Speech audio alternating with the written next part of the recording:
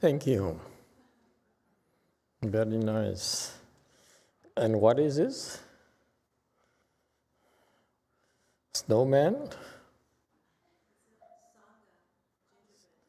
Oh, Sangha gingerbread man. Oh, wow. Thank you.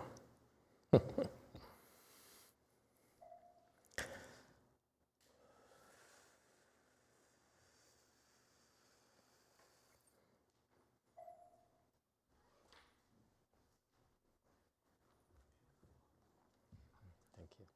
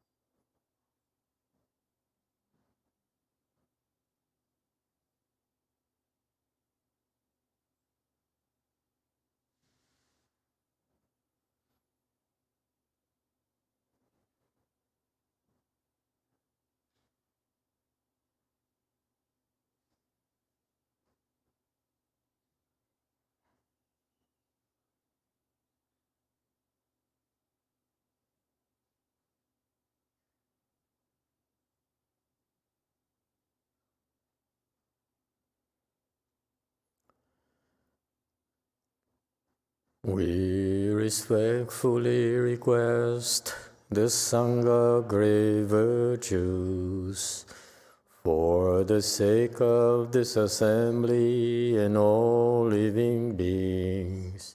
Please turn the wonderful Dharma wheel to teach and guide us how to end birth and death, leave suffering and attain bliss, and quickly realize non-birth.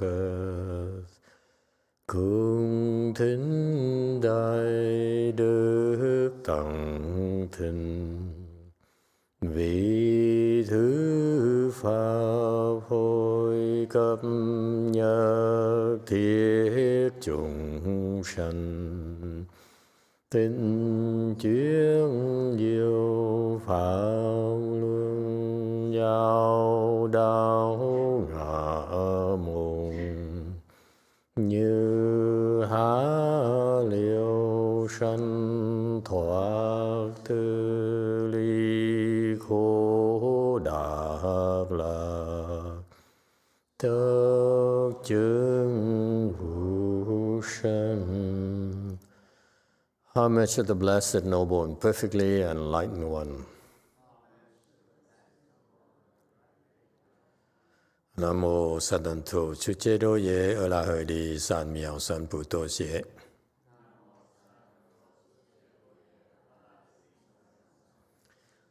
Nam mô Tạc Đạc Tha Tô Già Đà Già A La Đế Đàm Miệu Đàm Bồ Đà Tòa.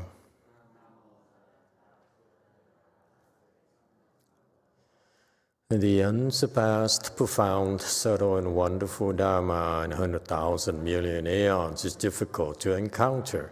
Now that I'm able to see and hear, I will receive and maintain it. I vow to fathom the thus come one true and actual principles. Wu shang sheng sheng wei miao fa bai jian wan jie nan zao yu. 我今见闻得受持，愿解如来真实义。Buddhas and Bodhisattvas, Great Master Ching Yang, Great Master YongHua, all monks and nuns, and all good advisors, Emitofuo. Kính thưa chư Phật Bồ Tát, kính thưa Thanh Lương Đại sư, Hòa thượng Kiên Hóa, quý thầy cô và quý vị thiện tri thức A Di Đà Phật. Chư Phật Bồ Tát, Ching Yang Đại sư, sư phụ sang rận,各位出家人，各位上智师，阿弥陀佛。Hello everyone, today is the 19th of December 2021. We're here to continue discussing the first chapter of the Avatamsaka Sutra. Thank you all for coming. Let's see, we're right now on slide 185. Apparently there's a question from Kong. Go ahead, Kong.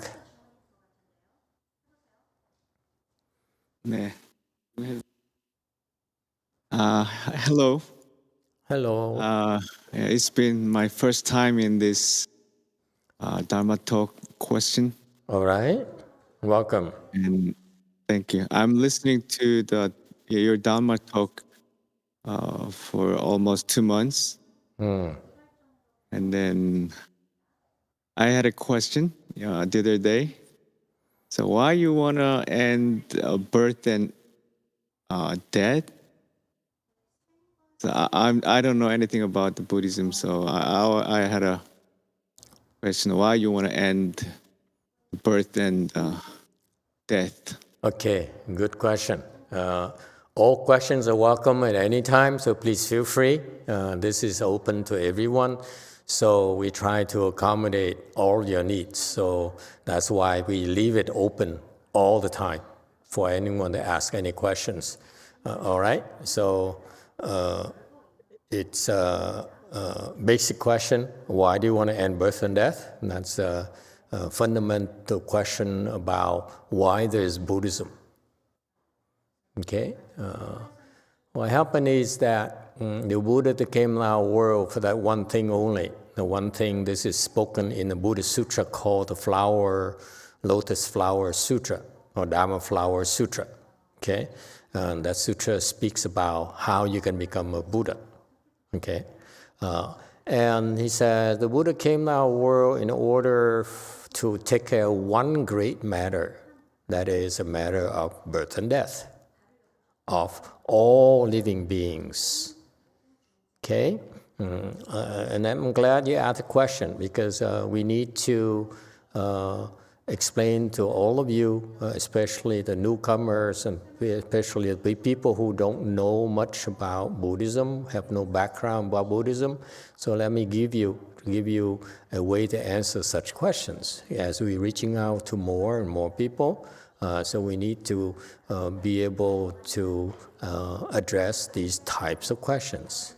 All right? That make no mistakes about it. This is critical. That's a very important question. Why are we doing all this?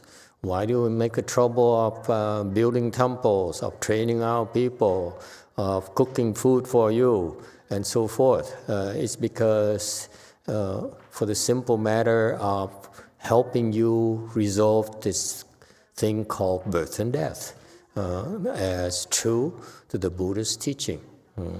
So it is from a Buddha's wisdom where he says that we've been revolving this real reincarnation since beginningless time. You've been, I've been, we all have been in this real reincarnation where we're born and then we live our lives and then eventually we die and then to be born again and start over again, endlessly. Okay? That's why it's called a wheel of reincarnation, because there's no end to it. We've been doing it for so long, and been doing very, very well, that so we're so adept at doing this that we forgot how to get out of it. All right? And you can look at our lives. As we are born and recycle in this real reincarnation, look at our lives. We endure suffering our entire lives. When you're born, you suffer. It's very painful to be born, both for the mother, for the father, and for the child. It's a moment of joy, a moment of happiness, but also is accompanied by suffering. And you can look at your entire life. You begin life with suffering, and you end your life with suffering as well. You begin your life with suffering because it's physically painful to be born, to be pulled out, to be forced out of the safety of our mother's wombs. We've been there for a long, long time. And this is not to mention that our mother has been suffering for 9 months, carrying us around. Okay, so suffering for everyone. But we choose to ignore it. We say, so it's just life, so what's the big deal? Okay, and let me fast forward to your moment of death. The moment of death is one of the most terrifying things in a person's lives. All the knowledge, all the experience, all the wisdom you acquired so far in your entire life, nothing that prepares you for death. The inevitability of death, okay, and in most cases, people suffer a lot. I was, up last night, because someone has diabetes for a long time. And she's in great pain. And the doctor says, come to the hospital. I will give you some painkillers. That's the only way for you to get relief from pain. And then we might have to cut off your toes, cut off your legs, because that's the only way to stop that type of pain. You see, before we die, most of us go through excruciating pain in the forms of diabetes, in the forms of cancer. That's what I've been struggling with all this time. That's why I'm not here with you, because I don't have time to sit here with you. I'm constantly interrupted. I'm constantly working.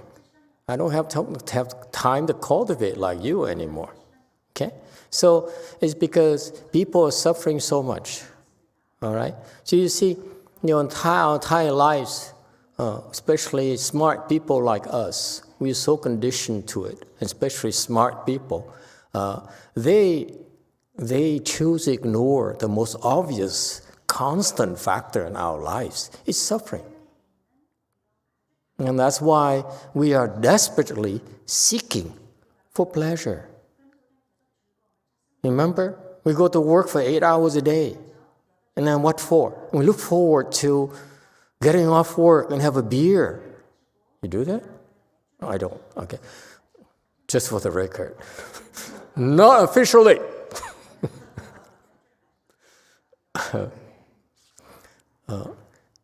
Just look forward to a beer with our friend and drown our stress and our sorrows and how overwhelmed we are with life, okay, over some stealing a little bit of pleasure before we go back home and face our family.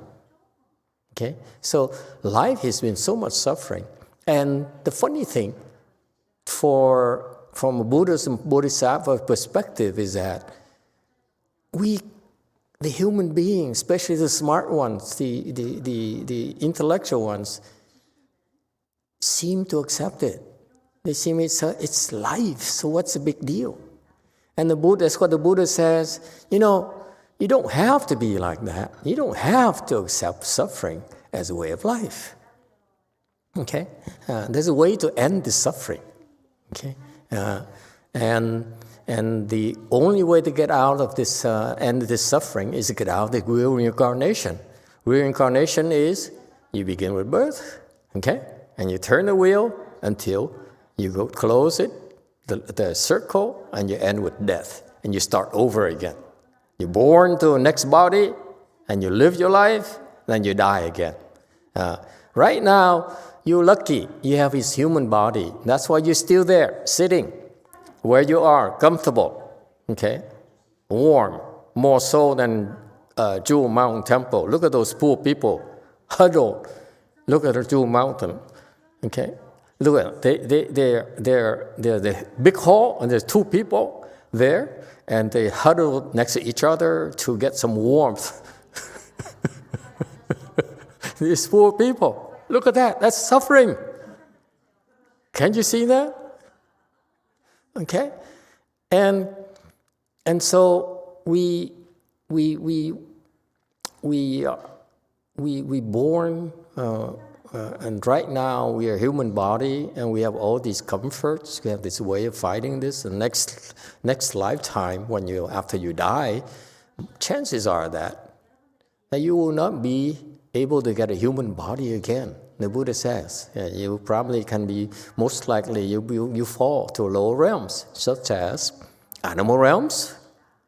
You become a dog or a cat if you're lucky, or you become a polar bear, okay, whose habitat is shrinking and scurrying, running for their lives. Okay? Or worse yet, you could become a hungry ghost. Right there, a conch who's hungry right now because Xian Kong forgot to do the evening thing to feed them. Okay, so it's so much suffering, and you have all so you right now you have this body here. Next lifetime, you most likely will go to a lower realm, either to the ghost realm, animal realm, or the hells, or maybe asuras even. Okay, so the Buddha says, here's how the cosmos is organized, and we go into that, as we learn more about Buddhist sutras. And that's why, and the cause of all this suffering is that we revolve in this reincarnation, beginning with birth into one body, living that body for our lives, and then dying, okay? And then to be born into another body. These endless cycles of birth and death. Okay, so we suffer continually. And the Buddha says, there's a way to get out. There's a way to put an end to it, okay? Put an end to all this suffering forever. Just simply find a way to get out of birth and death. And so the Buddha taught that to his disciples 3,000 years ago. Many of them practiced the way, the Buddhist way, and they put an end to birth and death. And millions of them have done so in our human realm, in the history of Buddhism already. Hundreds of millions. If you look at the entire universe, which is this Avatamsaka Sutra is about, you're talking about countless living beings throughout the universe have found liberation, have been able to put an end to birth and death all over the universe. That's why. That's what is the distinctive characteristic of Buddhism. Okay? We practice all this, we do all this in order to put an end to birth and death, meaning that if you do that, you will never suffer again. And we only experience bliss. Now, you may not believe it. You say, oh, I don't know, I'm happy with my life. I'm very comfortable. Okay? Good for you. Nothing wrong with that. Nothing wrong with being comfortable, being rich, and being happy. And we're very happy for you. That's the case. However, look around you. You may be better off, but look how about your parents? Well, they probably have sicknesses. They probably feeling old, have problems. What about your children? And so forth. Okay. So if you're happy, you see there's no problem, fine.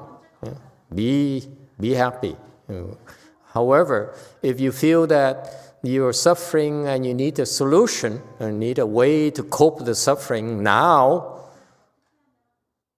okay, and improve your life, then this is why we are doing this. Does it help?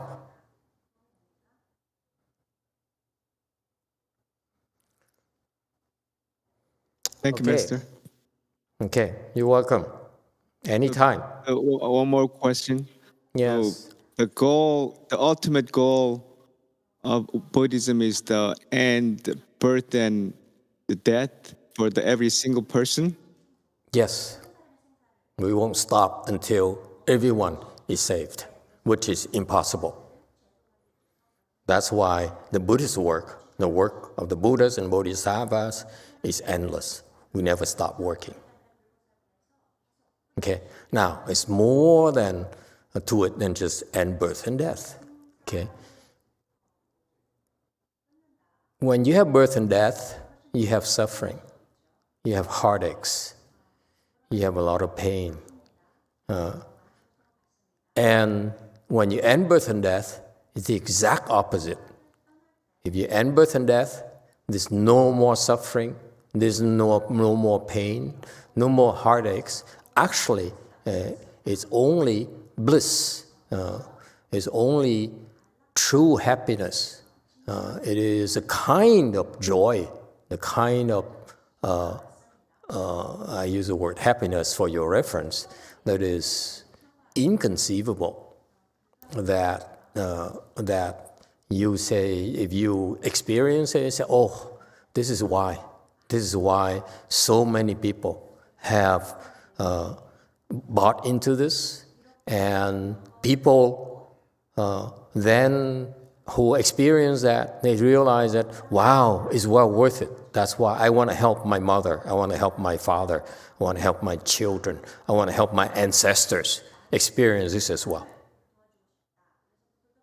Okay, and so in the history of Buddhism, in our world, the last 3,000 years, many people have experienced that, and that's why we are doing this. And that's why the Buddhism was transferred from India to China, and now from China to the U.S., so that we continue this tradition where we are able to find people who are the special people like you, Ching, who have the potential to end birth and death, okay, and experience all these wonderful things about life.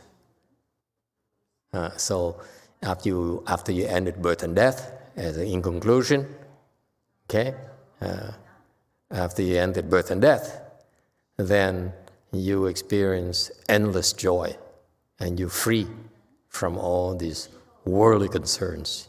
Look at money, look at fame, look at profit as so insignificant. It's there, but no big deal anymore. Okay?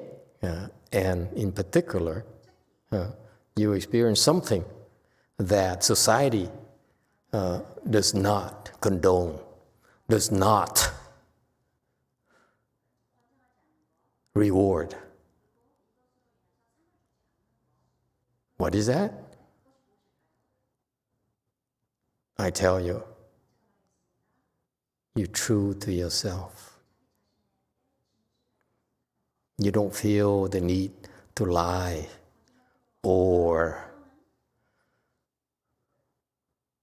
seek small gains anymore. You're so free, you're so happy. The more small gains, the more recognition, the more money you get. It's okay, but if it comes, it comes. It doesn't, no big deal. You're still happy. If it comes, you're happy. It doesn't come, you're still happy. That's freedom. That's your truth. That's what you are supposed to be. Don't settle for anything less than that, because our society conditioned you for smaller gains, a little bit more money, a little bit more recognition. That's nothing. Because the more money, the more recognition, the more safety, if you will,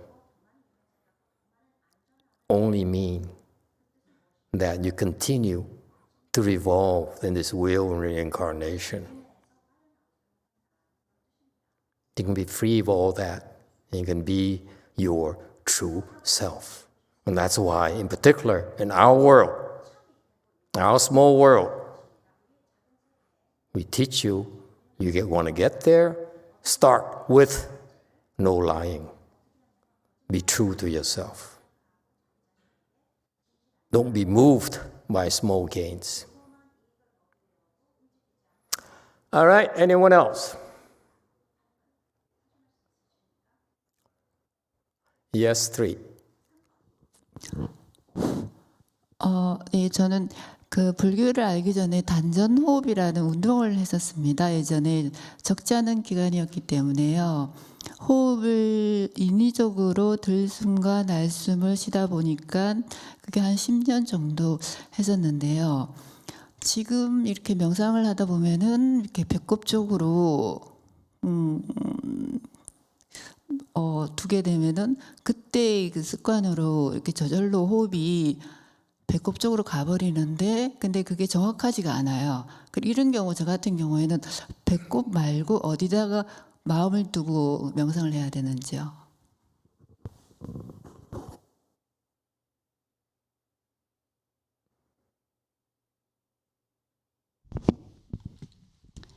Master, I have a question about the practice that I did for 10 years. It's about breathing through dantian. what happened was I did for 10 years, and we purposely breathe in and out. That's the part of this practice. Right now, I'm doing a meditation, and I start to see a habit of breathing in and out through Dantian. So at this point, I have a question. Where should I dwell my mind during the meditation? During meditation, you should be focusing on either the Dantian, okay, just look at it, or the what you're doing, your meditation topic. Could be reciting a Buddha's name, could be a mantra, could be your breathing, whatever. It doesn't matter.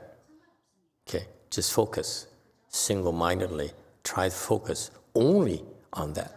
So meaning that whatever you do, reciting Buddha's name, reciting mantras, or your breathing, as you do that, errant thoughts will arise, and you ignore it until you single-mindedly focus on that. Okay? So that's what you do all day. You sit there, okay? And you keep on fighting those errant thoughts. They arise, ignore them. They arise, ignore them. They arise, ignore them. That's what you do. That's how you end birth and death. That's how you trained. That's how you learn how to eventually end birth and death. Okay? It is more difficult to do than people realize. Okay? It's about doing. It's not about knowing. You keep doing and doing that, and then you know what you're supposed to know. We're not going to tell you. You get there and you see. Okay? All right. Anything else? Yes, one. Thank you, Master. I wanted to share my experience with taking the precept of no lying. I think it's a wonderful place to start for someone who's beginning to think about ending the cycle of birth and death. As I was first taking the precept and becoming Buddhist, I immediately felt a simplicity in my life that I hadn't felt before. And it helped a great deal and has continued to for a long time. So thank you. Very good. Thank you for sharing with us. All these principles, very profound. They are guidelines for us to simplify and get rid of things that are not necessary, that are actually not good for us. We keep on fooling ourselves. In the real world, the motto is, as long as you can get away with it, why not? I don't know about the other people, but that's how I operate. I mean, I operated.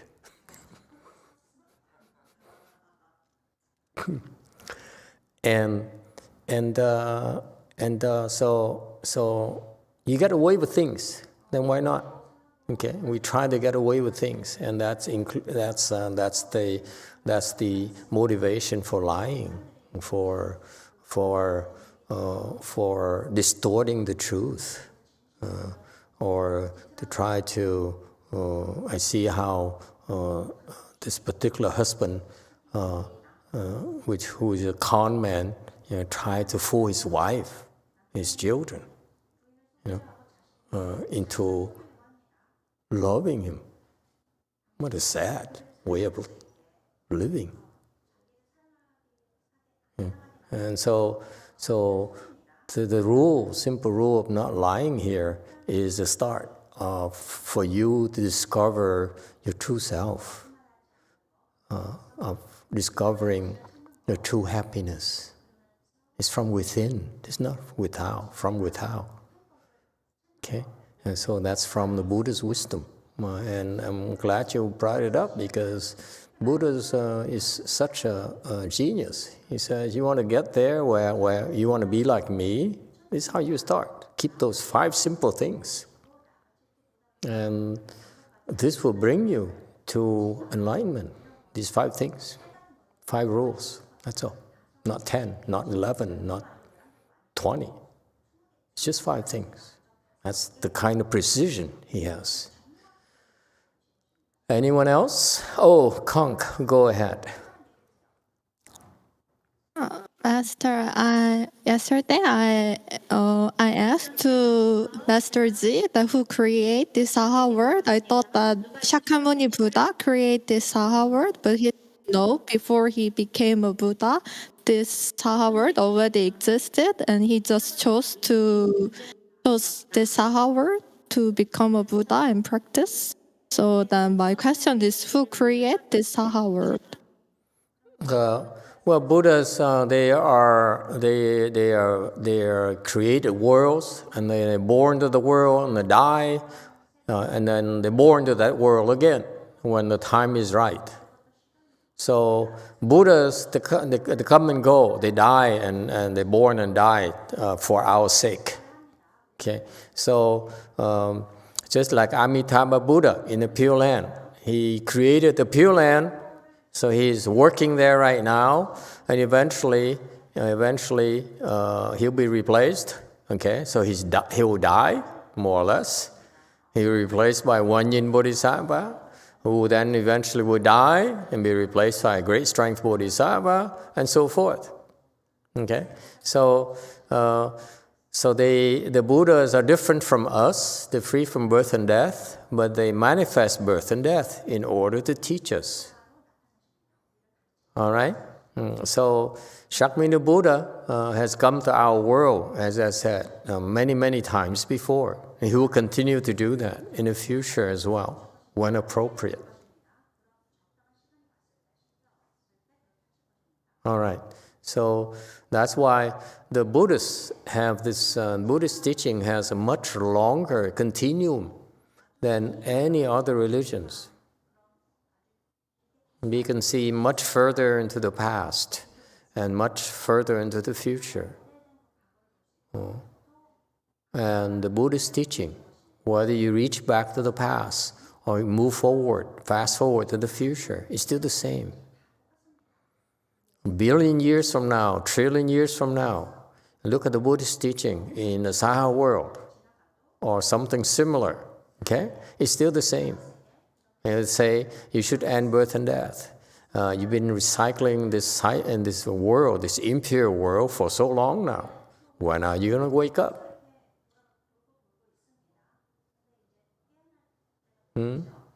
Just look at how much suffering you're enduring, how much suffering your loved ones are enduring. There's a way to put an end to it, or to all this nonsense, and experience true happiness. All right? Anyone else? Yes, 3. Master, what's the difference between going to the Pure Land and ending the earth and birth? All right.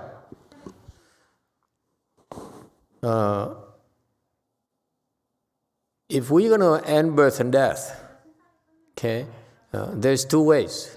That the way we train you, there are 2 ways.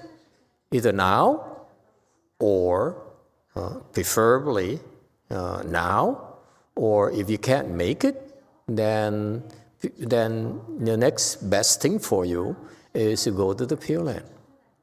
Meaning that next lifetime, you will end birth and death.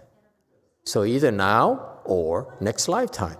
This is for the super, super rich. This is for the elite. Okay? This is our goal. Our goal is that I'm teaching you all this in order to hopefully help you end birth and death now. However, there's no such a thing as a guarantee in Buddhism. And just in case you don't make it, then we are making provisions for you to go to the Pure Land, where you will end birth and death there in one lifetime, forever. That's why. That's why our Buddhism is very, very specific. It's not a lot of talk and say, I want to talk to you about a lot of theories. That would take forever. Okay, it's not enough time to talk about it.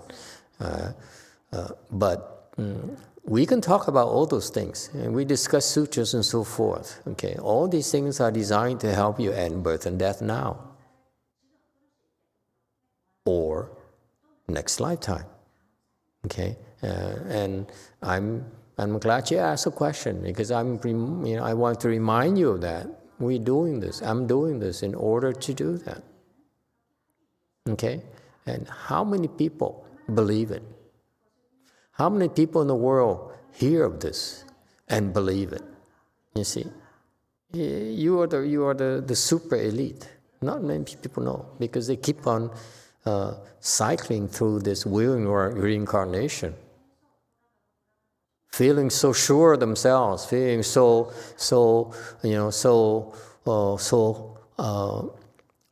happy about themselves. Okay. And that's why the reason you're still here, the reason that you don't run away, because it's not the first time.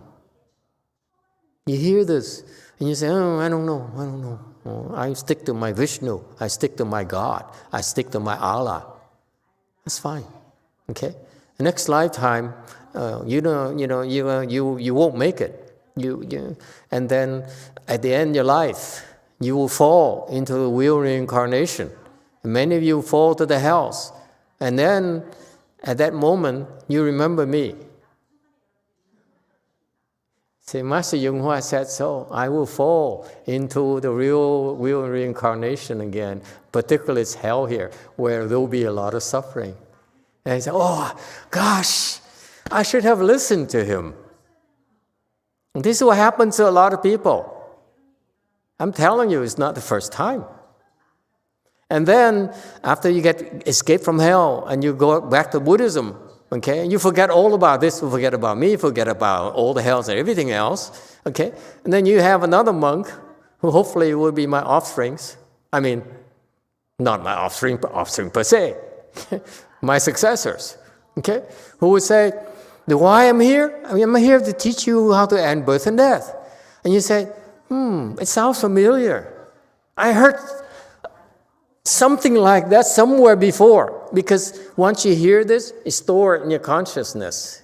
So now the next time you hear, it won't be as new to you anymore. Okay? But you say, I don't know. Okay? And then you fall again. And when you fall to the state of woes and suffering, and you hear my successor voice again, I told you. And now, you see, they have more seats. Okay? And then this is what happens to many of you. And that's why you hear. You're not running away because you heard of this before many times. It takes repetition. I'm sorry. Remember when you went to school, were you able to, when you were learning your lessons, to memorize everything the first time? Hell no, right? It takes review before you can retain it. Same thing here. And the reason you not run away, I stress, is because it's not the first time. That's why you're the elite. Okay?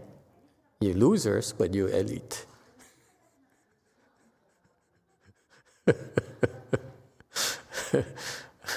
Yes, 4. Thank you, Master. I have a question about the Pure Land. Luckily, if we make going to the Pure Land, we cultivate under the Amitabha Buddha, and then we end the birth and death, and then we come back to the Sawa world and to save my family. It's my goal. Yes. But I'm just wondering, but many myriad of times birth and death during the reincarnate, I forgot the word. Reincarnate, yes. Reincarnate. But I have many parents and also the kids. Yes. during the reincarnate. Yes. You have so many kids. Yeah. So I can remember their parents and the kids in the Pure Land. Pure Land. Yes. Really? You don't remember, I don't remember. but Amitabha Buddha does. That's so cool about it. We don't know who they are. Okay? We can't possibly remember because we've been doing it for so long now. Okay? Yeah. But Amitabha Buddha knows. So that's why when you go there, Amitabha Buddha, hey, you know what? It's time for you to go back. Oh, the Amitabha Buddha choose for me? Yeah. I That's why it's so cool. okay. I'm just wondering. Because if it were up to you, for you to decide, my God, you're going to go crazy. Your hair would turn white. Okay. Okay? you, Master. So this is why it's so wonderful, because I highly recommend you go to the Pure Land, because let Amitabha Buddha take care of you. You do a much better job than you taking care of yourself. Because it's funny, because when you go there, Amitabha Buddha says, I take care of you forever until you become a Buddha. That's a promise. Find a husband who's willing to do it for you. I will never leave you, will never divorce you. Okay? I will take care of your parents, I will take care of your children, I take care of your ancestors. Forever. Until you can take care of them yourselves. Find a better contract. This is a contract Amitabha Buddha is signing with you. When he brings you back to his Pure Land, that's the promise he makes to you. Yes, I will take care of you. And that's the promise he made to countless residents of the Pure Land. Think about it. It's how powerful this Buddha is. That's why living beings from all over the universe are fighting themselves to get on that C-130 airplane to go to the Pure Land. Like Taliban, Afghanistan. Did you see that photo of the airplane on the last flight from Afghanistan? How they sat on the floor right there? It's like hundreds of them in that small airplane. They could take off. Okay? Because they heard of something called United States of America. And they're the only one who's lucky enough to get on the airplane to get out. That's the Pure Land for you.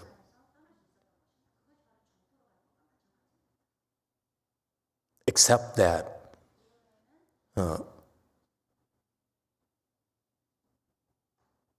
Pure Land is much better than the United States of America. Okay, no comparison.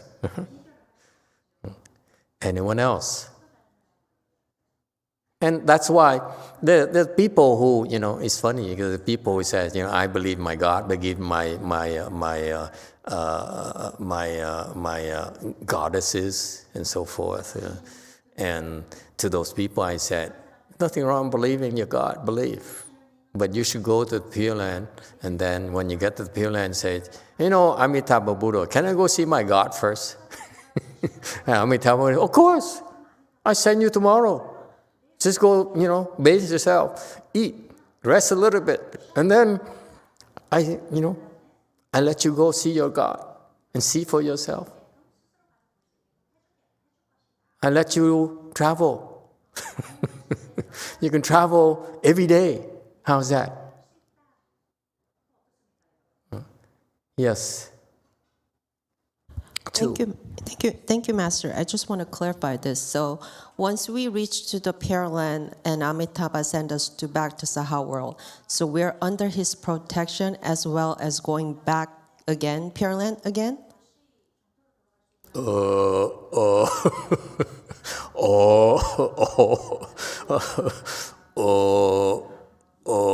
Can I speak for Amitabha Buddha? We hope so. How's that?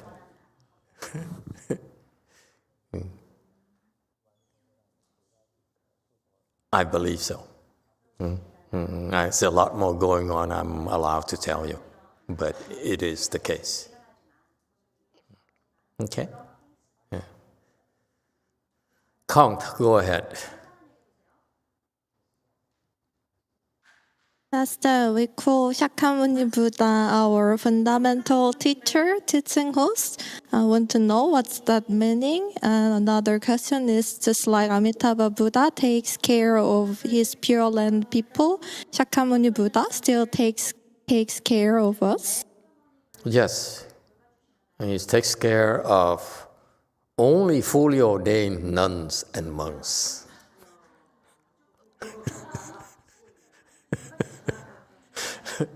They are his favorites.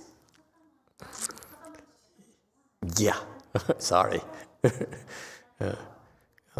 Well, that's the way it goes. Aren't you glad? He's our fundamental teacher, meaning that when you're Buddhist, your teacher is the Buddha, not me.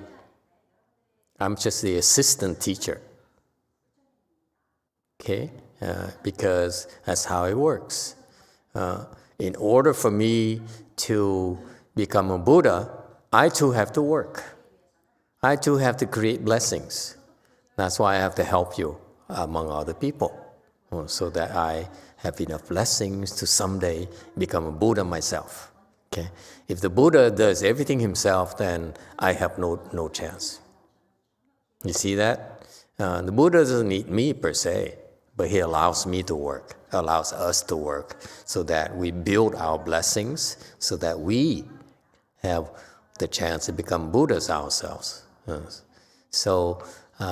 But in Buddhism, the real teacher is Shakyamuni Buddha, because whatever I tell you, and whatever I give you, is from the Buddha. That's why it's called the proper teaching, the proper Dharma, because it's guaranteed that whatever I teach you is consistent with the Buddha's teaching, meaning it's as true as if it were to come from a Buddha's mouth. It's not as good, but it's just as true, in other words.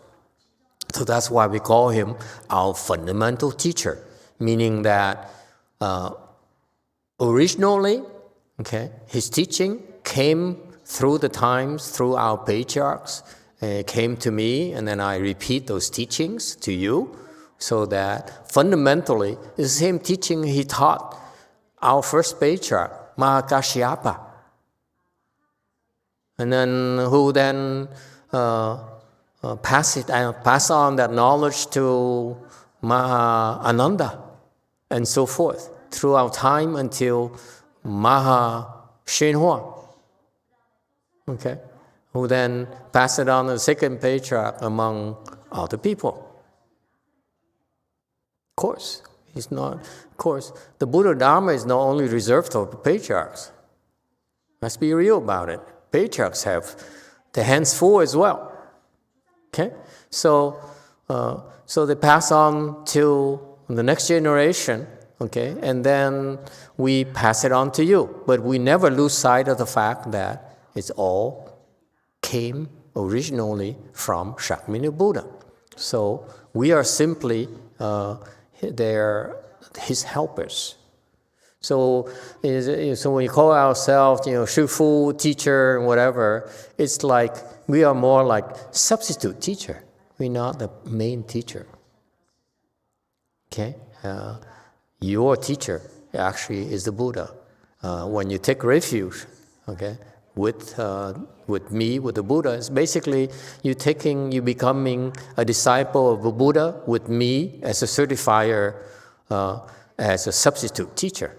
That's all. That's what we call him, fundamental teacher, original teacher. And everything I teach you is originated from him, and is every single teacher you encounter in Mahayana is fundamentally the same.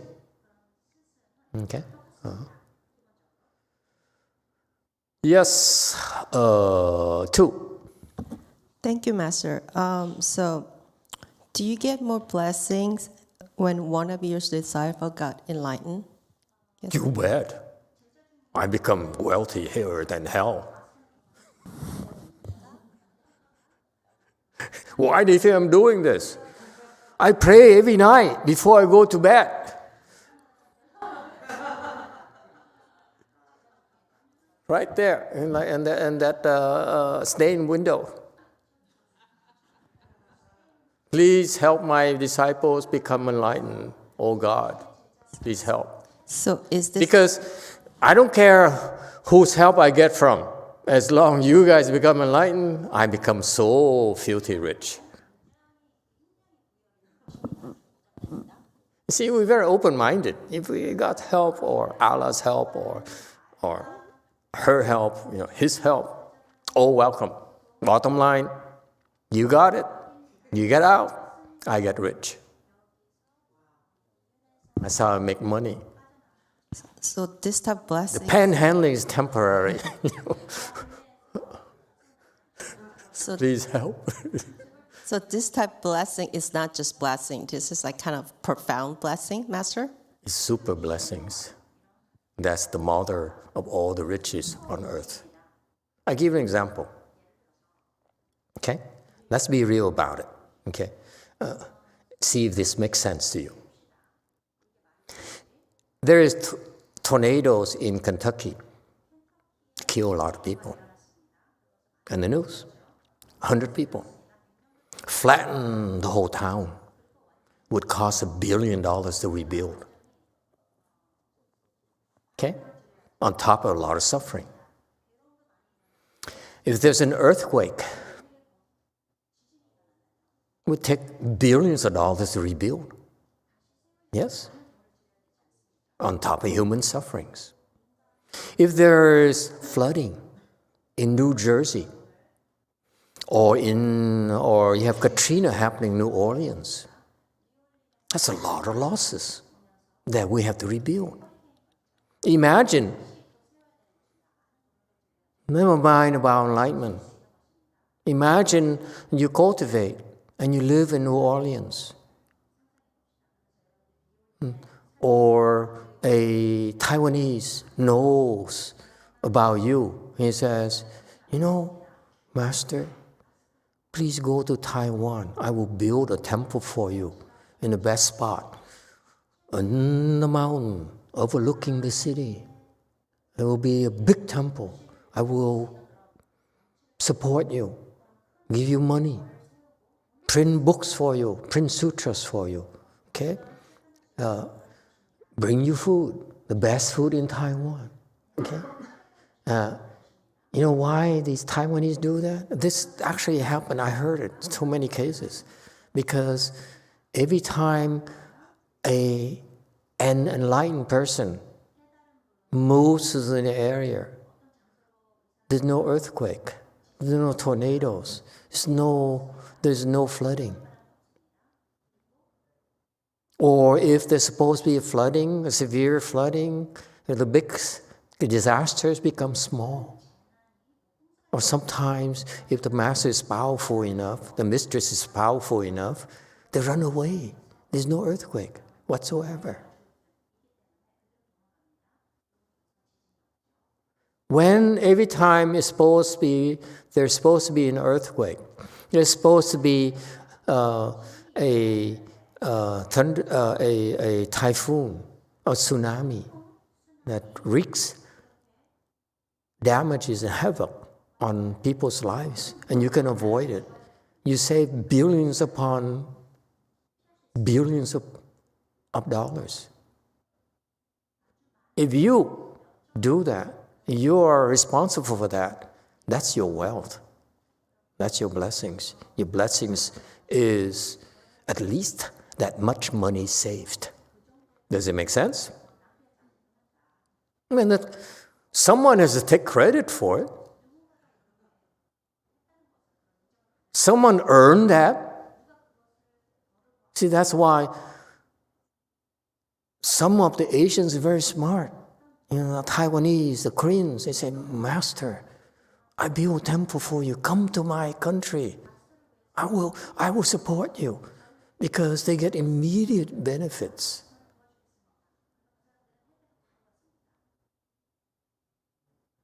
That's your blessings if you're able to do that. So every time there's supposed to be an earthquake in California and there isn't, that's more blessings that accrue to you. And that's what happens. Master YongHua says, every year, the dragons get together in a round table, more or less, and they decide, let's see, this year here, under San Andreas Fault, supposed to have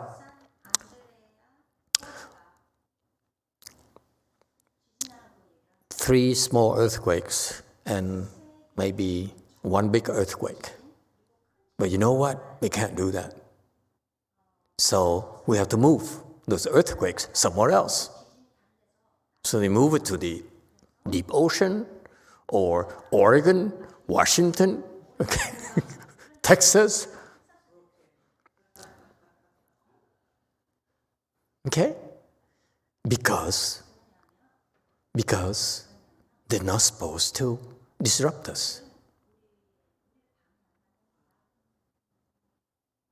And that's why, when I heard of it, when I first started, I heard how the Taiwanese would scour our country and look for good monks and promise them to build them temples, bring them back. I heard one of Master YongHua's disciples who goes around claiming that he's a superior cultivator, teaches Chan, knows, hands and eyes, and so forth. And they came to him and said, Master, I built you a temple in Taiwan. And the guy never dared take up on that because once you go to Taiwan, if there's earthquake, you're in deep trouble. If tsunami, you'll be in deep trouble. You have to prove yourself. No one is that stupid. Okay? So that's why. Well, it's not impressive, but give me more time. Do you see? That's the nature of blessings. Every time you help out and you succeed, it's your blessings. Every time someone becomes enlightened, so you get the blessings on top of their blessings. It's called management.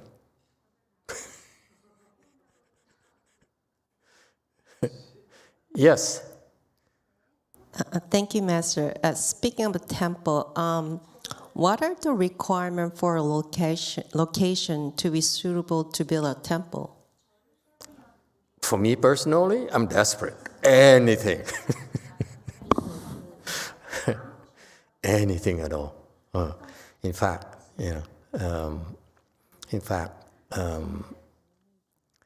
there's really no requirements at all. My personal requirement is manpower. Okay, I don't want financial pressure. Okay, I hate financial pressure. I don't want to go to bed every night and say, how am I going to make my mortgage payment next month? Okay, that's not healthy for a monk to worry about money. Okay, so I don't like financial pressure, but the main thing is that I want to set a standards where we open a temple, and please forgive me for sounding like this. When I open a temple, it's because I want to be the best in the area. If not, it's not worth my time. Okay? So the requirements from within, I want to make sure that we have the manpower to contribute in a bigger way than before. That's why we're there. Otherwise, we're not Me Too's. So, we went to San Jose. I made sure we're the best in San Jose. I'm not bragging. And every time I open a new place, we're the best. We're proud of that.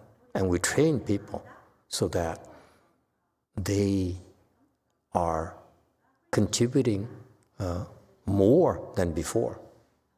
Okay, so that's my standard. I hope that I'm saying that because I'm disappointed with the second patriarch who doesn't do a thing yet. Okay, and someone has to do something before it's too late. Okay, to me, the most important asset in Buddhism is bald people and special people like you. Okay, I need bald people first. It's a team. We need to have bald people and lay people as a team. So if you're both bald and lay people, it's even better.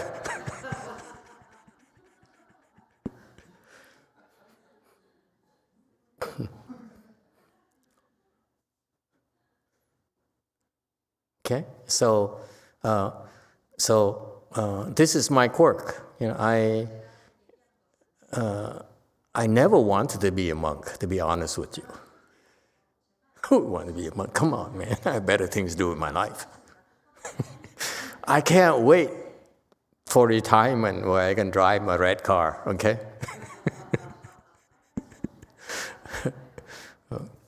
But as long as I'm here, okay, then I will do things that I feel that I would do if I were to return to lay life, and I would do the same thing. I don't want to be a me too. Okay, it doesn't interest me. It's too boring. Each generation, I feel we need to push the envelope and contribute more than the prior generation. Okay, so that our children can be proud of us and say, we have this tradition of contributing and improving the world, not just talk, from doing. Go ahead, Conk. 네, 마스터, 처음에 자신에게 진실해야 한다고 하셨는데 저는 제가 요즘에 저의 성향이 다른 사람에게 싫은 소리를 듣기 싫어서 솔직하지 못하게 얘기를 하거나 아니면 하고 싶은 거를 숨기고 몰래 하거나 저를 과장되게 표현하는 점이 요즘 좀 저에게 많이 보여서 제가 좀 더 제 자신에게 진실하고 다른 사람에게도 솔직한 관계를 하기 위해서는 무엇을 더 하면 나아질 수 있을지 질문드립니다.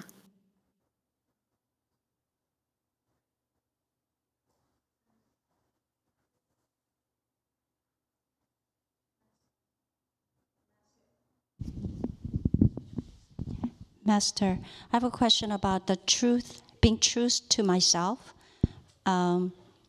My preference right now is I don't like to hear other people's opinions about me. And what I do is to avoid that, I secretly do things, or whatever I do, I hide it, or I exaggerate myself. So how can I be true to myself and to others? And what should I do more? Rule of thumb. Whatever you do, whatever you say, if you say something or do something that your mind disagrees, that's lying. Don't do that. It's not worth it. Because you're fooling yourselves. The problem with lying, the biggest problem we have with lying is, or manipulating others, is I fool myself first. See, I'm a very good liar.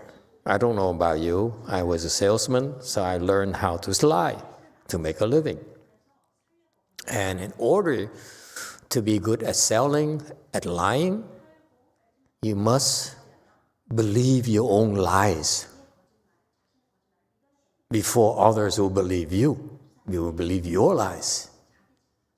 Okay, that's why I love it when the Buddha says, cut it out, don't lie. Because you simply are fooling yourselves. You're the one who get hurt first. You're the one who get fooled first. That's what you're doing to yourself when you manipulate, when you lie. You know, I may tell you, I see men who are smarter than their wives, they think, and they manipulate their wives, and they lie to their wives in order for their wives and children to love them.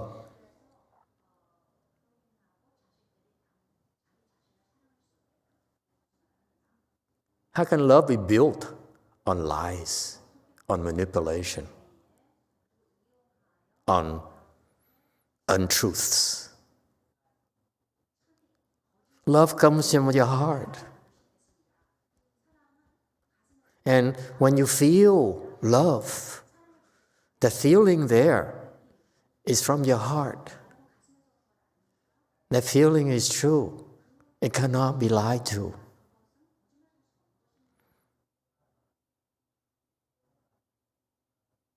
To me, to lie.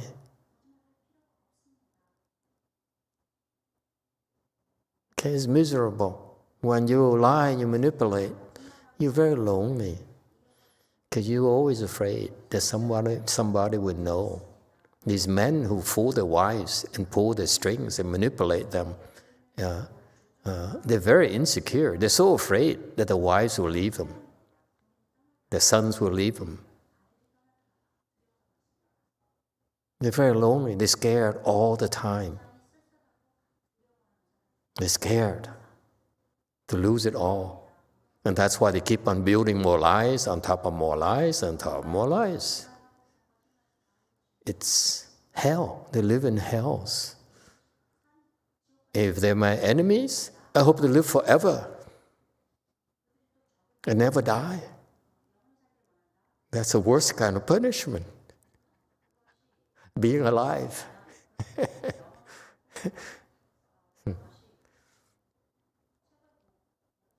Anyone else? Okay. Thank you for all your questions. Anytime, okay? In her case, just be true and learn to let go. There's no need. No need to, if you feel that you have to protect yourself, never mind about that. Just be true to yourself first. That's the best way to protect yourself, by being true to yourself. Otherwise, you'll keep on fooling yourself. It's miserable.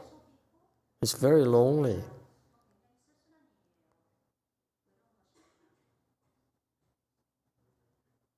Okay? Just like these men who lie to their wives, who manipulate their wives. I know some of them. I watched some for years. See how they operate. It's hell. It's miserable. It's terrible. It's not worth it. They're so miserable. And even they have to lie to themselves. They're even miserable. It's like living in hell. Always so scared. Because you need to keep on making lies, fabricating things in order to control your wives and your children. Ooh, yuck. And it shows in the face. Look at people's face. They cannot be relaxed. They're afraid.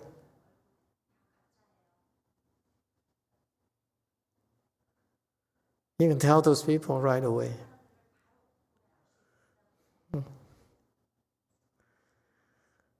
So I love it. So when I saw Master YongHua's thing, it says, don't lie. So it's a principle very simple.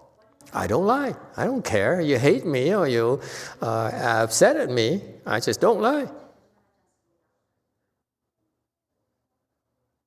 Until I have wisdom.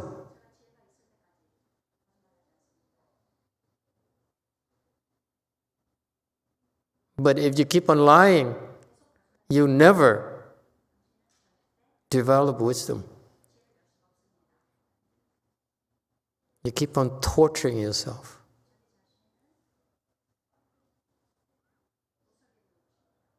And some losers who are still watching these videos, keep doing it. Continue to suffer. You have my blessing. Because you're a loser. Don't be like them. That's all. Try. I'm not asking you to change. I'm asking you to change bit by bit. Yeah? Be more truthful every day. That's all. And see how much better you feel.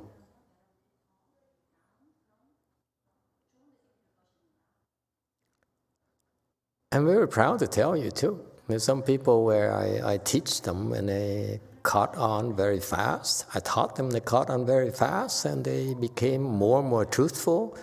And they radiate light. They radiate happiness. They radiate peace. They're so happier. So much happier. That's why I'm doing this. I'm doing this because I know it works for a lot of people. Kong, go ahead. 네, 마스터 감사합니다. 그러면 제가 이 부분에 대해서 참선을 좀 더 하면서 제 자신을 들여다보는 시간을 좀 더 많이 갖는 것이 도움이 될까요?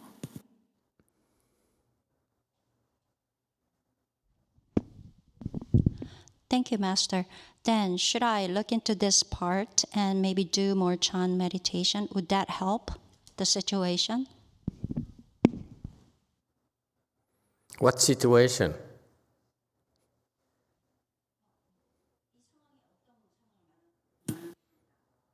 제 자신에게 좀 더 진실해지고 다른 사람들과의 관계에 있어서도 솔직한 관계를 맺는 것에 있어서요.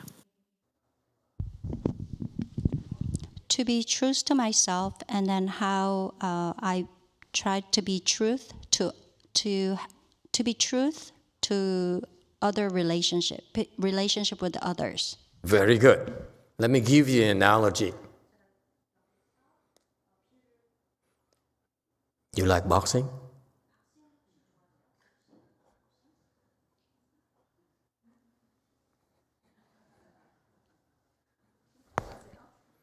That's boxing. Now you know. Okay? Okay. Go back and check YouTube and your cable TV. Look for boxing matches. The whole time in the ring, when they're fighting, they're always like this. Okay? And you know, they wear these gloves, these big gloves, in both hands. So they have to hold it like this to protect themselves, right? Otherwise, they get punched out and they lose the fight. And they hold it like this for 12 rounds. Okay? At the end of the 10th round or so, their arms are so tired. Okay? And they lower the guards, and that's when they get hurt. That's what happens when you lie. You always have to do this, you see? That's what happens. You have no peace of mind. You have to protect yourself against your own lies all the time. It's not, unlike the boxing, it's your own lies who are the real threat to you. It's not some outside, it's from you. And you have to always keep this up the rest of your lives. That's a horrible way to live. You understand my analogy? It's very tiring to do this all the time. You can't relax. And you waste so much energy just to put on a facade, to hide yourself behind. Why would you want to live like that? I ask you. I see so many people like that. Mostly women, mostly men. Okay? Right, Joseph? Okay? So they like this. Like that, those men I talked about, okay? They're like this all the time. I look at them. How stupid can you be? Yeah. And the funny thing is that eventually, the wives, the people they love, find out. You can't lie forever. Eventually, they catch on.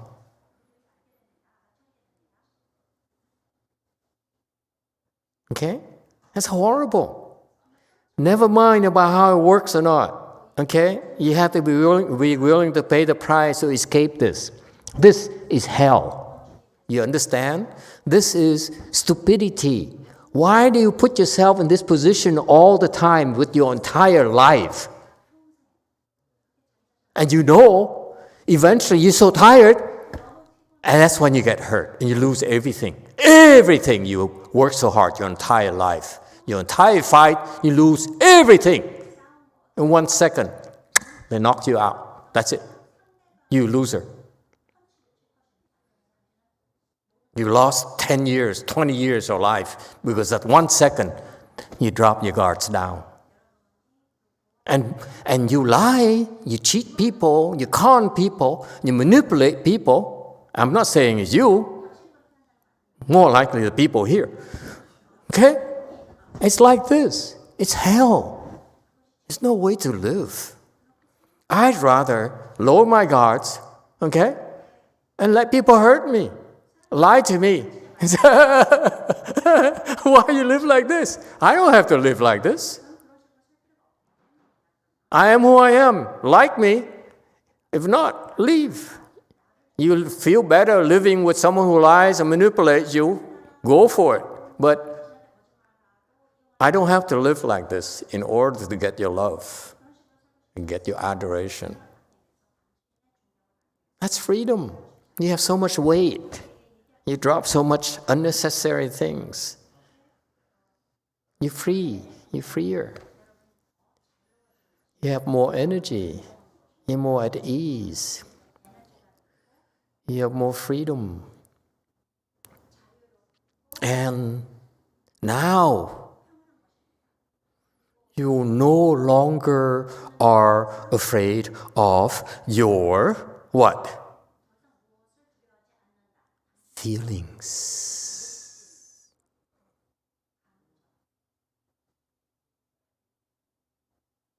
Liars are afraid of their feelings, true feelings, and repress them all the time.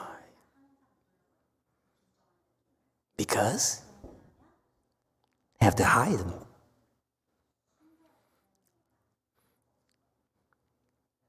Okay? So that's all. Try a little bit at a time if you wish like it. But stop it. You don't need. You know when you're lying. We all know when we lie. Stop that. Okay? Start first with that. And eventually, I will tell you when you lie and you don't realize it.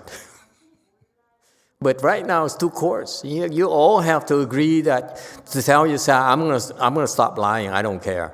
If I offend you, I will apologize. Okay? I learn from it. But I will learn to be true to myself because I refuse to live like this, to be constantly afraid to get hurt, to be discovered.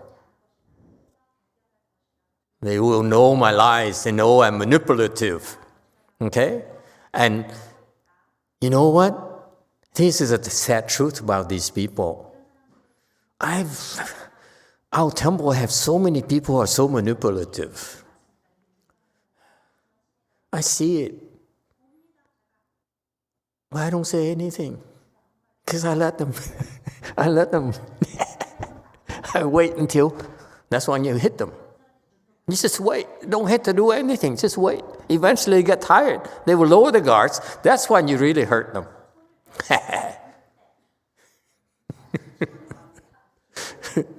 So live in fear if you wish.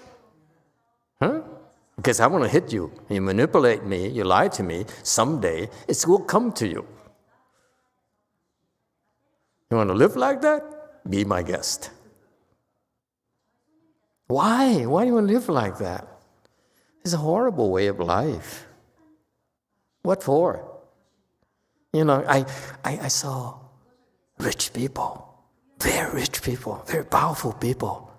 They're like that. They manipulate, they lie. One was my brother. He's a con man. He cons his wife, he cons his children, he cons his employees, he cons everyone. Investors, board directors. He made money, but he cons people every day.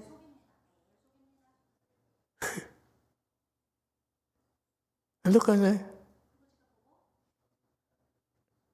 Why do you live like that? It's hell.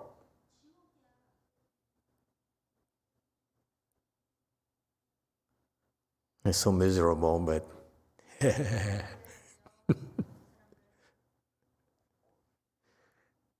be true to yourself. Start being true to your feeling and stop trying to disguise and trying to manipulate people.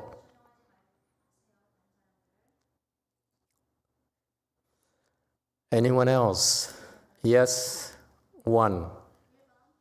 Thank you, Master. I appreciate you sharing that example because I was in a position to witness very powerful executives in one moment have their entire career fall like a house of cards based on one, well, a culmination of things leading to one action that's just, you're done. Yeah. See? Eventually you have to lower your guards. You get tired. Nothing you can do. That's a life you are condemning yourself to.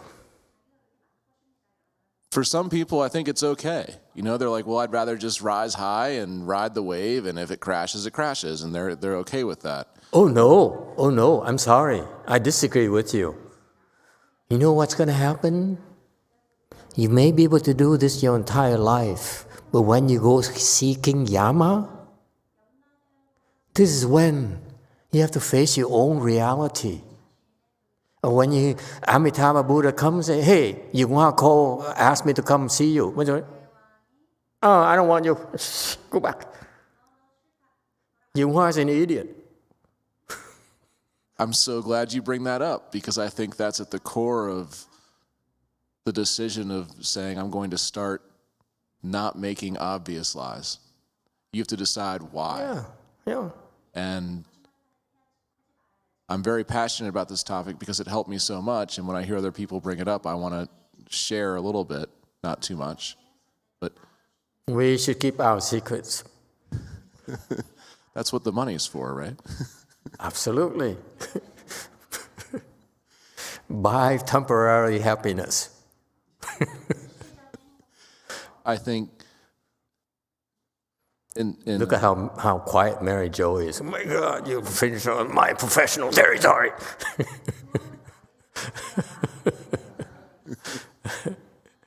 But just to validate the weight of not carrying those lying boxing gloves in front of your face every day, that big weight goes away very quickly. And I would encourage anyone who's exaggerating their personality to shield themselves. Manipulate people. Really think about why you're doing that. Because if you're strong enough to do that, definitely strong enough to put the gloves down. Yeah. Be happier. Be more free and at ease. There's no more fear of yourself. Anyone else? Someone else raise your hands? Master, another question. Yes, go ahead. 그 위양종의 법맥에 대해서 여쭙고 싶은데 마스터께서 이대조사께서 지금 활동을 하지 않으시고 계셔서 그런 얘기를 몇 번 하셔가지고 제가 궁금증이 생겼습니다. 그렇다면 활동을 하시지 않는다면 위양종의 그 미국으로 전해진 위양종의 법맥은 끊어지는 것인지 아니면 활동하지 않음에도 불구하고 3대 조사로 지금 현재 2대 조사가 전승을 해주시면 계속 법맥이 이어지는 것인지 아니면 그 외에 다른 방법으로 계속 위양종이 이어질 수 있는 것인지 궁금합니다.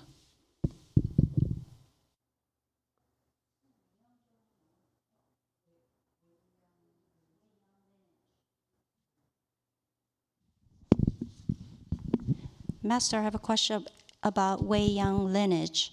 So you said the second patriarch is not active at this point. So since he's not doing actively involved in teaching, so what happens to the Wei Yang lineage? Is that continue to the third patriarch, or the Wei Yang lineage is not going to be continue after this? I have no idea. I'm not a patriarch, so it's none of my business. So I don't care. Okay. All I can do, since I'm not a patriarch, I'm going to do the non-patriarch things. Meaning that I will teach and help people the best way I can. That's it. And let the Master YongHua and the patriarchs take care of the rest. Who cares? Okay? It's not the way you think. Okay? So it's don't worry about Wei Yang. Wei Yang is very strong, very healthy. To put it simply. Okay.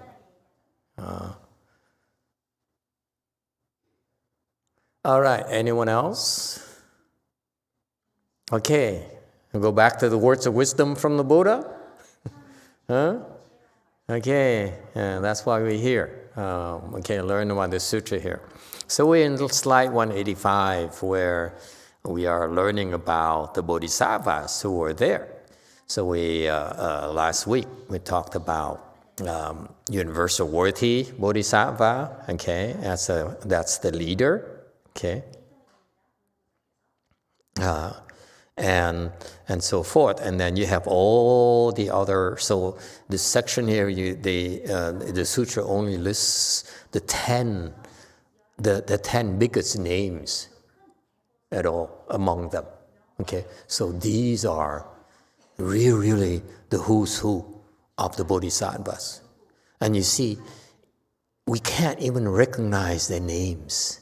Think about it. There's so many of them that the Buddha said, no time to list them out. Oh, this is a version for you, lowly humans. For the real Bodhisattva, they list out all these big shots. Okay? That the biggest version, infinite number of bodhisattvas. And for us, 10. That's all we get. That's all we can handle. And you see, even among these 10, we haven't heard of them yet. That's how many there are. Okay? And so this is to me so interesting to the part of this sutra here, that where you get to hear about who's who in Buddhism. You won't recognize the names at all. Yeah, and that makes it interesting. So I just want to make two side comments before we go back to this sutra here, to slide 181. Is it 181? I think. Where were we? 185. I see we went quite a few. Went through a few names already. I've decided that the next chapter, we don't know which ones yet, but I will choose the chapters where Master Ching Liang would have comments on these chapters, because I cannot wait to learn on how he analyzed the sutra himself, because he's the expert. So to me, I would love to go through, his text, his explanation, and then learn from it and try to interpret them for you. Okay, so we both learn. I learn, you learn as well. Okay, so so we do have good materials. Looking forward to the future, we have great materials. So it'd be fun. It'll be a lot of fun to continue this. Okay, because you want to learn from the great master, not from an idiot like me.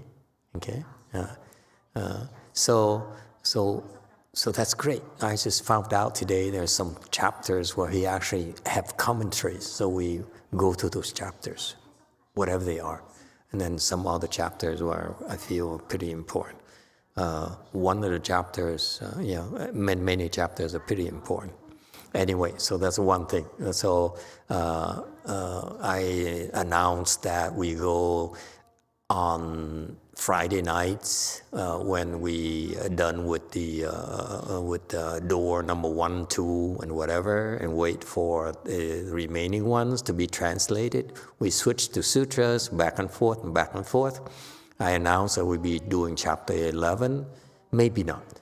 Okay, let me retract that. Take it back. I prefer to do chapters that the commentaries from the sages. That's more fun.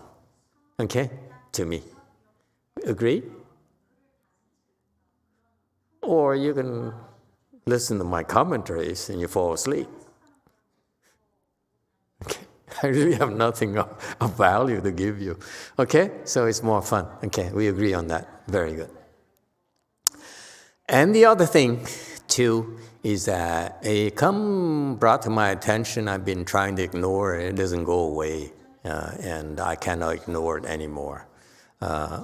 First of all, people have been asking me about the COVID thing, especially the, what's the new variant called again? Huh? Omicron, okay, Omicron, okay. Omicron is more popular, more frequently pronounced. Omicron. And I ignored it, and it's getting worse and worse. So people try to help, a little bit, and I can see the concerns, and so I decided I cannot ignore it anymore, okay, because it's growing, it's increasing, and this wave here is pretty bad.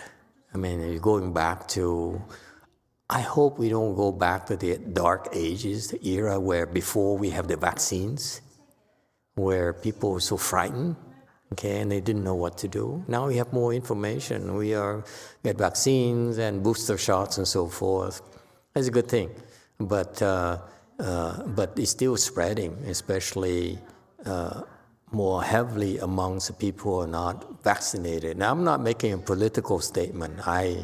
This is America, and I accept it. If you don't believe in vaccines, I have no problem with it. Okay, it's a free country. You believe and do whatever you want to do. This is why it's called America. Okay, we have haters, we have lovers, we have all kinds of people, and that's what makes it fascinating as a country to me. We can embrace all of them. Okay, and that's what makes us American. You don't force the issue. Okay. So I understand if so I'm not condemning the unvaccinated and so forth. It's your lives. It's up to you. None of my business. But they expect it to get worse, especially these holidays here. People are bracing for it to get worse. Christmas is just 1 week away, and then after that's New Year's, and after that is Lunar New Year. So this is a bad time for us, okay? And it's our common retribution, okay? Meaning that we're supposed to be living in fear, in fright, okay? The fear of being infected and die, okay? That's the way it is.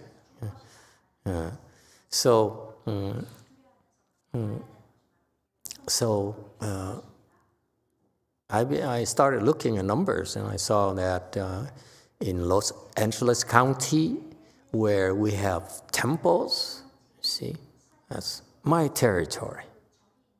Okay, we're here. We're working here. So it's our responsibility to protect the people here. So I saw in LA County's infection rate is like 350 per day. Santa Clara, we have locations too. Okay, up there, up north, their infection rate is pretty low as well because whatever. But overall, California is like 3,000 a day, 3,600 a day. Okay, that seems to be a norm of a population of 40 million people in California. We do about 3,000, 3,500 new infections a day. Okay,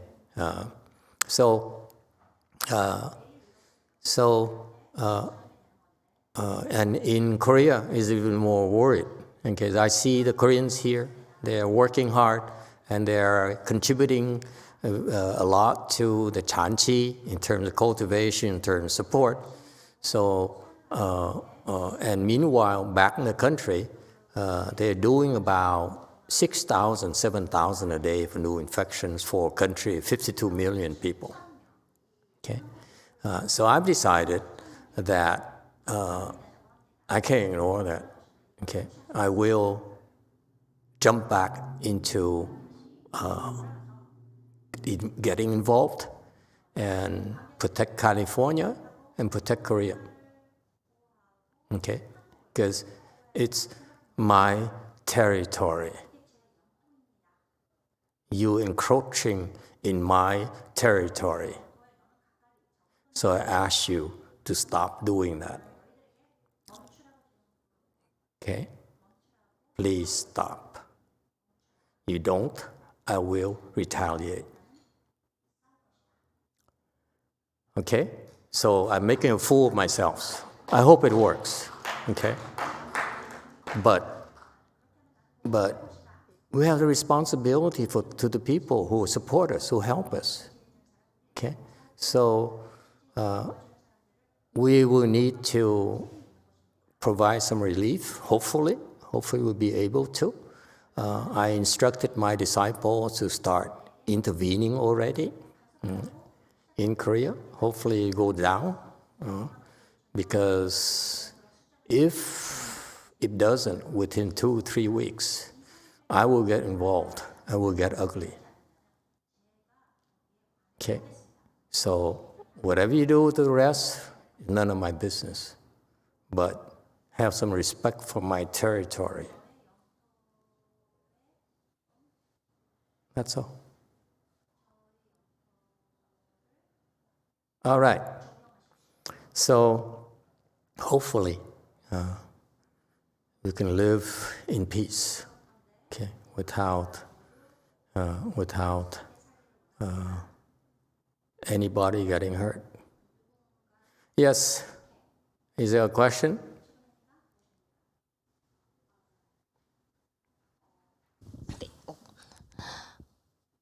안 그래도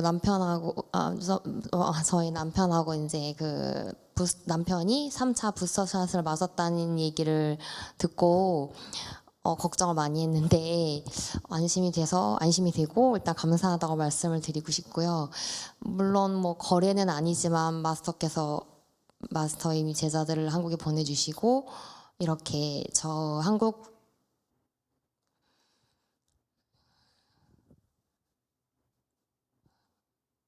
보호해 주신다고 하셨는데 거래는 아니지만 그러면 저는 어떤 것으로 마스터께 기여를 하고 보답을 해야 되는지 여쭙고 싶습니다.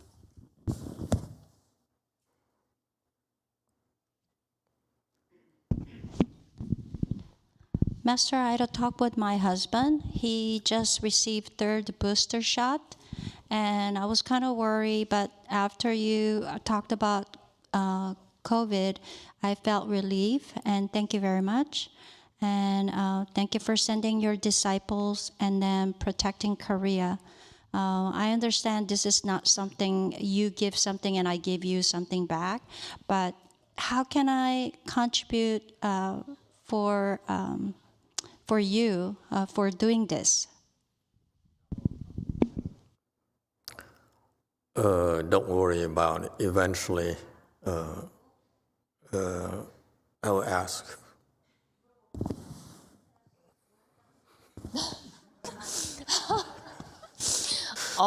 마스터 정말 너무 I never forget. 너무 무섭게 하지 Don't worry. 마세요. Don't worry.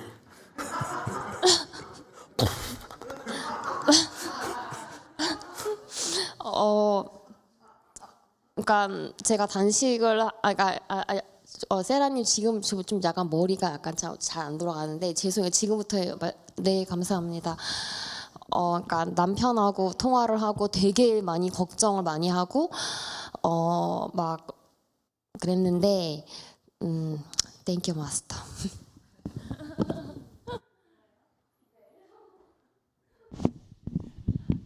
Master, after I talked to my husband, I was really, really worried, but thank you.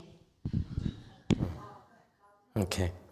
It works both ways because when you help us out like this, then I have more time to do other things. Because when I first started, we did everything ourselves because we didn't have the manpower. So as more people step up and help out, then it frees us from doing the mundane things and do our things that we're supposed to do. For example, right now, my instructions to help out in Korea are for my disciples here. I haven't talked to Korea yet because Korea is swamped and they are too busy doing, the daily things, the mundane things. So I'm not sure they have time even to help out. Okay, they're overwhelmed. So that's what happens if you support us, help us out. Then we have more time to do what we are trained to do. Okay. I don't like the fact that, for example, Master Z is stuck there. His visa is only one entry, meaning that once he gets out, he needs to apply for another visa. So I can't move him around. I can't bring him back here for training or whenever I feel like, when it's appropriate. So hopefully that will change. Okay.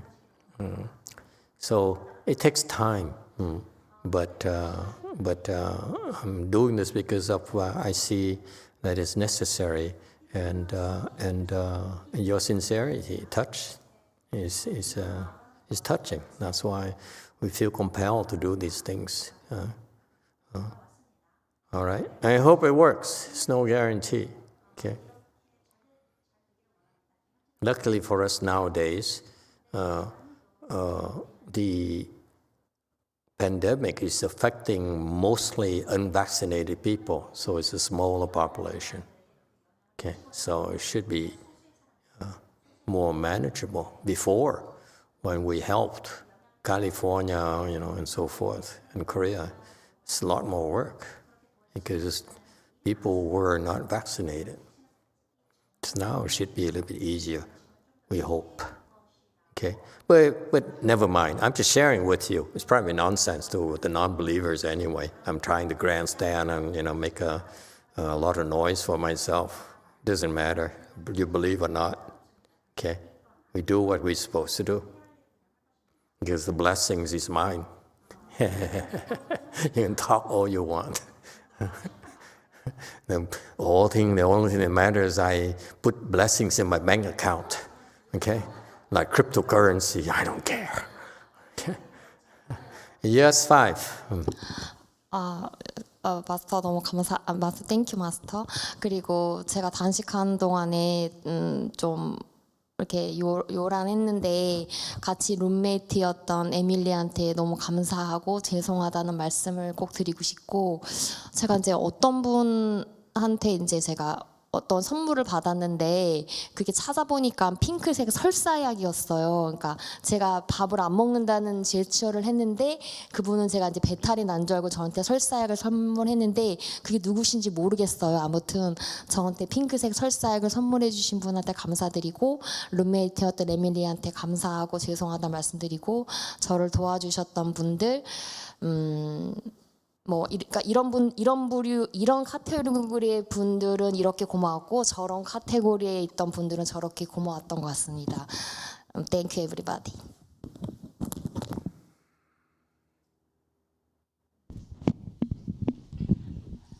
Master, during the fasting, I stay with Emily. I just want to say, Emily, that I'd like to apologize, and also I need to thank her. And also someone gave me a gift. It's a pink medicine, and it's for diarrhea. I think this person just gave me this medicine to help me, but I don't know who did that, but thank you. And people who helped me, I thank them also. All different kind of help. Whoever gave me those helps, thank you. I'd like to say thank you.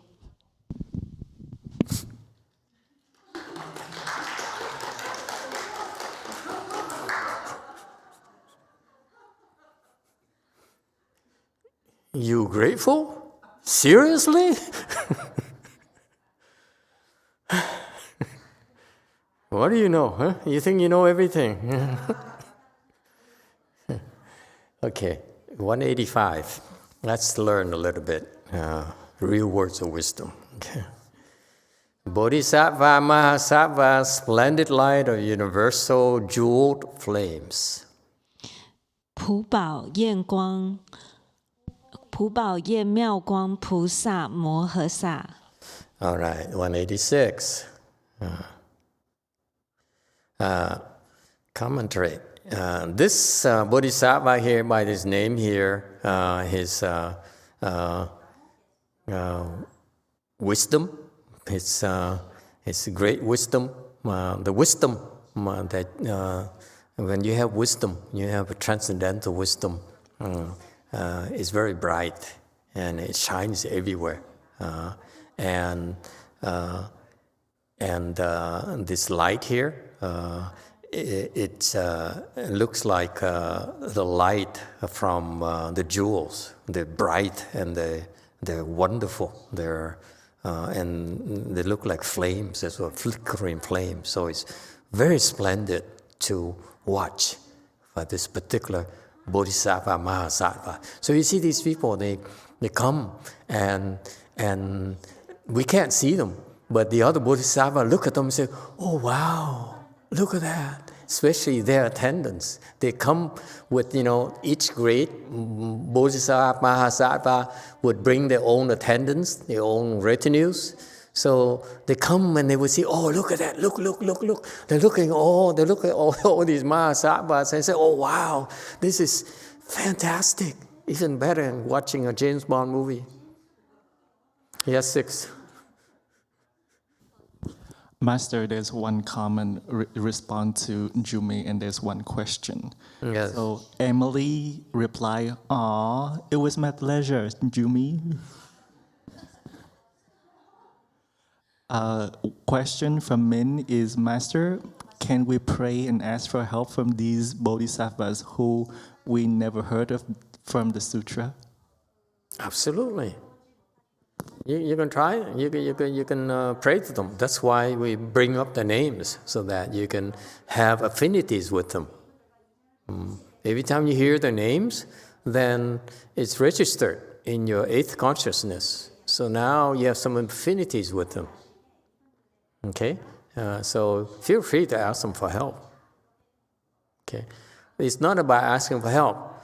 It's about when you're in times of need, when you're in trouble, who do you call? Okay? And if these names come to your mind, that's fine. If not, we have one yin, you have all other bodhisattvas as well. Okay? Yes, 6. Another question from Min. Will we be using our blessing when we ask help from these bodhisattvas? Of course, if they help you, that's from your blessings. You use up your blessing. That's why you don't want to ask. Okay? Unless it's necessary. Eventually, you keep on asking. The first time you ask, you probably get some responses, and you ask a few more times, you have some responses, and someday it stops having responses, then okay, my account is all used up. Let's check the wife's account.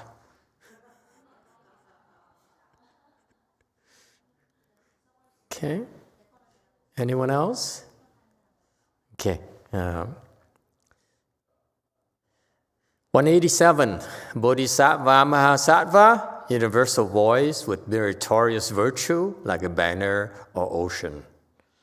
普因功德海床菩萨摩诃萨。188. This Mahasattva here, he likes to speak the Dharma, and his voice can be heard all over the Dharma realm, the universe. Okay, and his merit and virtue, his accomplishments that can be observed, that's merit. Virtue is the goodness in his heart. Okay, so his merit and virtue, so the goodness in your heart cannot be seen. Okay. But that's what underlies all the meritorious deeds that you do. You cannot do good. You cannot help others unless it comes from a goodness in your heart. Okay, so that's why it's usually called merit and virtue. You need both. You cannot do goodness without virtue. Okay, and with virtues, and you spend the time, you make the effort to help, okay? So that's called merit. Merit is the work itself that can be observed. The virtue is what cannot be observed, the goodness in your heart, okay? You know it, the bodhisattvas know it, the Buddhas know it, but no one else, okay? So his merit and virtue as vast as the ocean, okay? Meaning that in his Bodhisattva practice, he created boundless meritorious deeds. And from this heart, who kept on growing bigger and bigger so that it contains even more goodness, more virtues. Every time you do something meritorious, your heart grows a little bit bigger and bigger. And because it's bigger, you do even more meritorious deeds. Okay? So it's a self-feeding process. You come from a good heart, okay? Forget about yourself. That's goodness, is that you forget about yourself and you help others. Okay? It comes with very small things, like the food you enjoy at the lunch table. Okay? It's fun. And then from goodness, your heart, you really care, and you're really grateful. You learn around, say, oh, did you try this? Have you tried this? Would you like to try some? Try it. Okay? That's small things like that. That's you share the goodness in your heart. Because if you live by yourself, you meditate by yourself, eat by yourself, then you keep everything to yourself only. Okay, the goodness has to be shared, has to be given out. You cannot keep the goodness for yourself. The goodness you keep to yourself is not goodness. It's called selfishness. Okay, so